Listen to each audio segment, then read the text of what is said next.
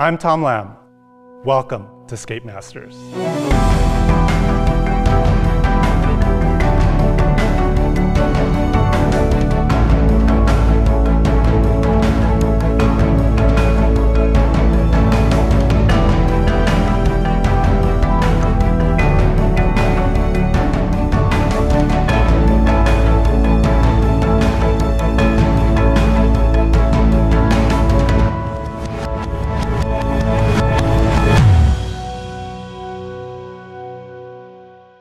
The masterful art of scaping combines artistry with nature.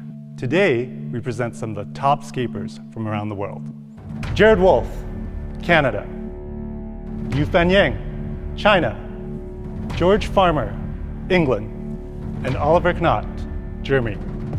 Each scaper has been supplied with plants, gravel, sand, and decor. They will have 60 minutes to create their masterpieces. When the time is up, the scaping must stop. It'll be up to you, the viewers, to crown the first Scape Master. All you need to do is vote on the Scape Masters Facebook page. Today we'll be working with two different models of biopods, the Aqua 2 and the Aqua. The theme for today's competition, tropical rainforest. Scape Masters, are you ready? Yeah! Begin!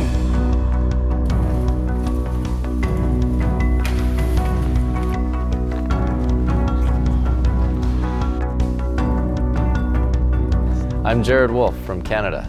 I have no experience in competitions, very little experience with aquatic plants.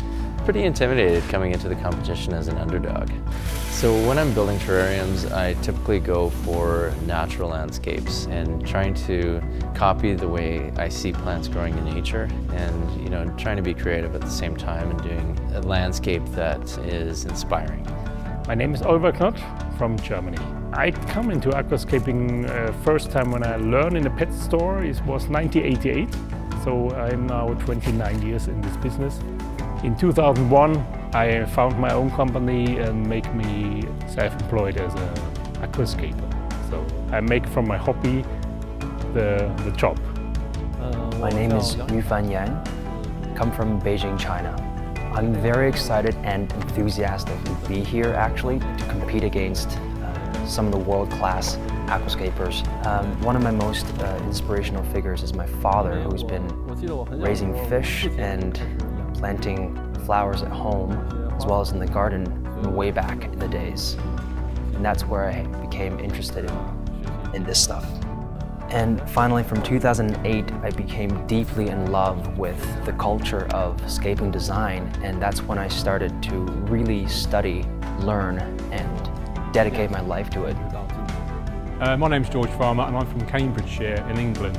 Yeah, so I have a military background and some people find it very interesting, the military versus the aquascaping. The contrast of the danger and being in these sort of threatening situations, contrasting with the peace and tranquility that aquariums can bring. George, what's your strategy? You seem like there's some difficulties placing these rocks. Yeah, the wood's taken up more space than I anticipated, so I'm finding it a bit of a struggle to fit the rocks in exactly how I envisioned, but should be okay. Just adapt and overcome. Fantastic, it's looking great so far. Thank you, Tom. So Jared, you're kind of the underdog in this whole competition. Yeah. What's your strategy going into these to beat these Scape Masters? Yeah, my idea is just to really focus on what I'm good at, the rainforest, and I've learned a few things about aquatic plants recently, and I'm going to actually try to take some plants that are typically found only terrestrially, not really used in aquascaping, and bring them underwater. Fantastic. Good strategy. Yufan, what's aquascaping like in North America versus China? China has been pretty well known lately, and the biggest hope for me as a Chinese scaper is that we can bring natural scapes as well as Chinese cultural elements together and combine something that's extraordinary, never seen before in this world. So Oliver, you've been called the rock star of scaping. How did you come by that name? So I don't know how it comes, but I think maybe it's the reason I make different things and don't concentrate in one thing, and I try to mix also creative things together, and maybe this is the reason. Yeah, I know I've seen some crazy things from you. Last year I was at Interzoo and you were dressed up as Kylo Ren. I catch my ideas all around the world when I travel, from the different cultures, from movies also, and yeah, a little bit crazy, but I love to do it. Fantastic. Is there an inspiration you're going after today? Not really, because it's also a new kind of thing. It's more terra, aquascape, and yes, I try to use the technology of the Biopod also to growing normal aquatic plants over water. This is the key. Fantastic. It's looking great so far. Thanks. I think like most aquascapers, Takashi Amano was the guy that first got me into aquascaping properly. I kept a fish tank, and that's what it was, a fish tank. It wasn't an aquascape. And then I discovered a book called Nature Aquarium World by Takashi Amano. I opened it up and I was just like, wow, you know, that was like an epiphany for me. And yeah, it sounds really corny, but it had changed my life. And that's the direction I went with my fish keeping and aquarium hobby. And it just got to a point where, you know, I want to make this a career. You know, I'm quite good at it. I'm really passionate about it, and I think I can, you know, hopefully inspire others to do the same. I mean, I still haven't seen Amano's giant tank in Lisbon, this 40-metre nature aquarium. I've seen videos of it, and it's blown me away, and I do plan to see it this year. I'll probably have a little bit of an emotional breakdown when I see it, because I'm a bit of a crier. But yeah, I'm really excited about seeing that. It's an amazing thing what he's done. George and Oliver, you guys are, you know, arguably the two top scapers in the world right now. Is there a rivalry between you two? Nah. No. We're both European, but I'm very much UK based, maybe a little bit of America, Europe occasionally. Oliver's more very much Germany and Europe and Asia. The world is so big, so we need more. We need more scapers. We need more competition, yes. Yeah. It's good. Yeah. And you guys cross paths probably a few times a year. And Yeah, I think the first time we met was about 10 years ago in the UK. Actually, Oliver came over to do a workshop. Became good friends ever since, really. Sometimes there's a competition, but not so. Not a serious. Yeah. Gotcha. Yeah.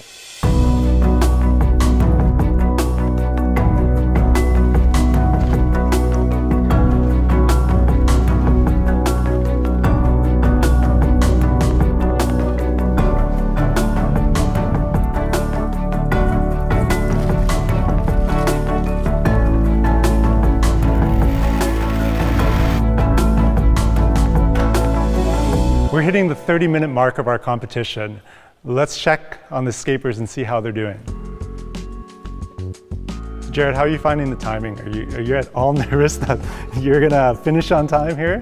Not really. I think I've got it more or less under control, but yeah, it's definitely under pressure. So you can't stop. It's looking good. Right on. Thank you. So Oliver, yeah, you've got a pretty intricate setup here. Good decoration is the most important. And this plant, what type of plant is this? This is a typical plant from the Amazon, and this is the overwater growing part. So this is for me one of the most interesting things for biopods to using aquatic plants. Yeah, it really is looking amazing. Okay, thank you. Yeah. Yufan, how are you finding the competition so far? I wish I had more time. It's looking really, really lush. What's the thought process of having the plants going upwards? I wanted to showcase the beauty of tropical plants, terrestrial plants, and aerial plants that actually exist in canopies as opposed to being closer to water. So the difference between my scaping and some of the others might be that I'm less focused on aquatic sections and showcasing more of colorful different layers and stratifications of tropical plants themselves. Excellent. It's looking really good. So George, you've got a huge piece of decor wood in there. We call it decor hardscape, and for me hardscape is like the backbone. So You think about a human being, the skeleton is like the most important part. The flesh and the muscles form around the skeleton to compose the whole aquascape, and it's similar with hardscape. The hardscape is like the backbone. So I've gone for a really strong piece of wood here, just one piece of wood. So it's quite a risk, because if you're just using one thing, you know, it either works or it doesn't. Thankfully, it kind of does. And I've kind of stepped out of my comfort zone. I've used quite a lot of terrarium plants there, which I've never any experience with. But I've also gone to my comfort zone with a lot of aquatic plants as well. Yeah, it's looking really different from some of the other scapes that are happening here. Yeah. Mostly to do with the wood here. But the inspiration, like right now, what are you working on? I started off using quite spiky textures, so I've kind of mimicked that throughout the kind of lower half of the aquascape, and then the upper half, I've obviously gone for this bright red here, which is, you know, a focal point plant, and then some rounded textures here, and it's just trying to kind of blend it all in to make it look quite natural, but a little bit more abstract as well. Yeah. Because I don't think you'd see anything like this in nature. Yeah, it has a natural essence about it. Yeah, very, very nice. Thank you. It's definitely a unique experience being the creator of Biopod and also competing in a competition involving Biopod. So I don't think I really focused on that as much as I did the task at hand. Biopod as a product has been very enticing for me because it offers this centralized system for any sort of enclosed scaping, and as a product and hardware upgrade, it's just phenomenal. Scapers, 15 minutes left. 15 minutes? 15 minutes, no problem. With all the social media, it's changed very fast. So I think when I started in 2003 with my first pictures, put it in the internet, the community was very small. It's growing very global. It's a big pleasure and a big honor for me to make this job on the whole world. George, you're having some difficulty with water here. I know I've tried to help you with the tube. What's going on here? Yeah, we couldn't really get the tube in the bottle well enough, so I've decided just to use this kind of scoop. If you imagine if I just poured that in one go, it's just going to destroy everything. Gravel was going to kick up and the water's going to look really murky. So, well, good luck with the water and the rest of this. How long have we got left? 10 minutes. 10 minutes, cool. Yufan, we're nearing the 10-minute mark of the competition. Mm-hmm. Is your plan to actually put water into your scape here? I'm fully maximizing the vertical space or volume of the tank, and I'm going to do something a little bit different because the 3 other competitors are using water sections, and thus I think doing something without water might be a little bit more unique, and this is supposed to mimic the deepest part of a rainforest somewhere in the Amazon. Very original, very layered.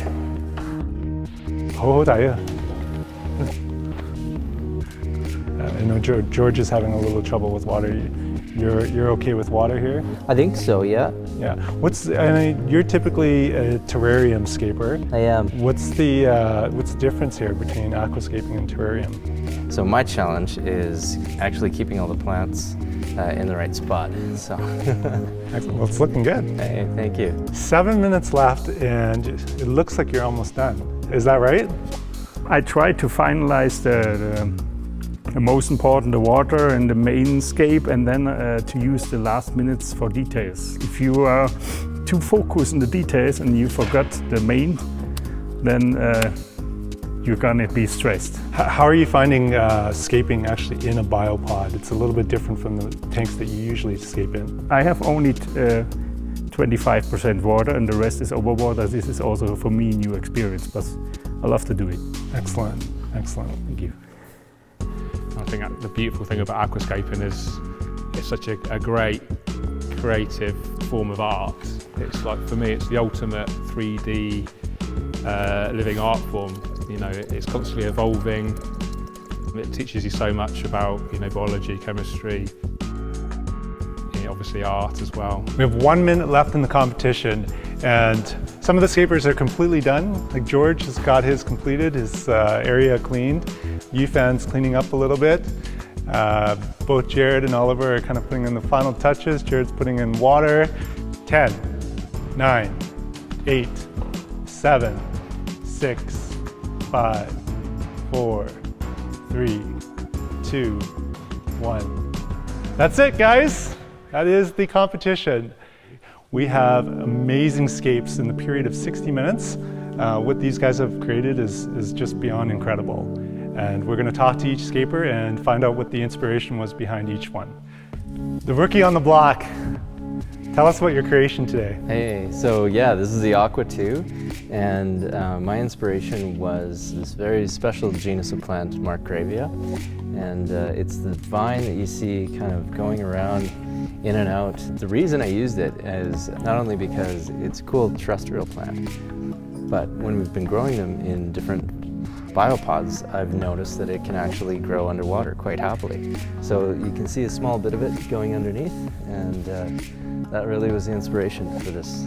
This is really your best scape yet. Oh, hey, thanks. Yeah, pretty incredible. Oliver, you've lived up to everything that I expected that you would do with your scape. Tell us a little bit more about the inspiration that was behind, this final scape here. I'm not so much the natural style guy, so I try to mix the typical aquascape things like decorative sand, gravel, mix it with the woods, and my biggest intention was to use 80%, 90% only aquatic plants, also for the immerse part. And so especially the Echinodorus, maybe it is a little bit too big for this thing, but I think it's the main plant, and Bucephalandra and also some more sorts. Tuberose growing out of the water. I think this was my biggest goal, and this is also one of my favorite things for biopods, to using aquatic plants in a... How well do those aquatic plants do above water? And in the nature they can grow over water or underwater, and so you can grow your plants like in the dry season in the Amazon or something else, like they're growing out over water, and they have different leaves, and also they start to flowering. For example, the Echinodorus is gonna start getting flowers. Amazing. Thank you. George, you had some water problems kind of in the middle of the competition here. You've obviously managed to solve it. Yeah. How did that work out for you in the end, and tell us a little bit about what you've done today? Yeah, I mean, I had trouble filling up with water basically, but yeah, I managed to overcome, and it's crystal clear, which I'm really happy with. So the main kind of inspiration behind this, it all stemmed from that piece of wood, and then it went down to sort of the rocks, which I've used the strata to deliberately point up to the wood to make it look like a natural flow. And then with my selection of plants, I kind of went for a spiky feel. So you get these air plants, I've got the bromeliad there, the cyperus, they're all kind of like a spiky nature. And I've kind of gone 50-50 with aquatic and non-aquatic plants as well. Complete beginner with non-aquatic, so it's great to use them in this awesome system. Now, in this sort of setup here, would you be able to add fish quite easily, or? Yeah, definitely. I believe the Biopod has a really good sort of circulation system. It's obviously heated as well. You couldn't stock it very heavily because there's not much volume, but for sure you get some lovely little nanofish in there, or ornamental shrimp. And the plants are going to act as excellent nutrient export as well to keep the water quality tip top. Mm-hmm. No, this really does look fantastic. It looks like what you would find probably in nature as well. So fantastic job. Thanks. Yufan, you've gone in a little bit of different direction than everybody else's. There's no water in your system here. So there are a few reasons. First of which is that because the other three competitors are using water sections, I wanted to do something a little bit more unique.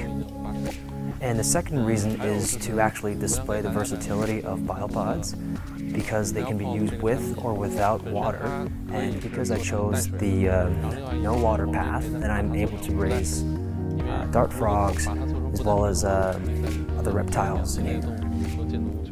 Last but not least, in actual rainforest, if people have been there and witnessed, there are a few different types of regions, some of which are closer to ravines and streams, and therefore you get these amphibious sections Whereas sometimes when it's deeper inside the rainforest, you actually have zero water, and most animals live in the canopy. And I want to represent that part as well. Fantastic. We designed Biopod so that it's really easy to scape. You know, it's not supposed to be something that you need to be an expert in scaping to be able to figure out. And so my advice is just have fun when you're trying out different landscapes in Biopod, and you know, just be creative. Look for aquascapes that you really like, maybe even copy them, because you can't kind of go wrong, and you'll, you know, as you copy them and get them right, you'll get more confidence, and then you can kind of tread your own path. Yeah, experience, that's the most important, and don't care about if something failed. So the most important is that you enjoy the hobby and you came down and you take and relax, and this is the most important. The cool thing is the plants are so amazing, they do have to work for you, so. Have fun as well, got to have fun doing it. Well, thanks to all the amazing scapers that were here today. You guys have done just an incredible job on your scape, so bravo to you guys. We also want to thank our sponsor for today, which was Tropica Plants. They've supplied all the aquatic plants for this show. Now it's up to you guys, the voters. Go onto our Facebook page and vote, and we'll crown the first Scape Master. Thanks for watching.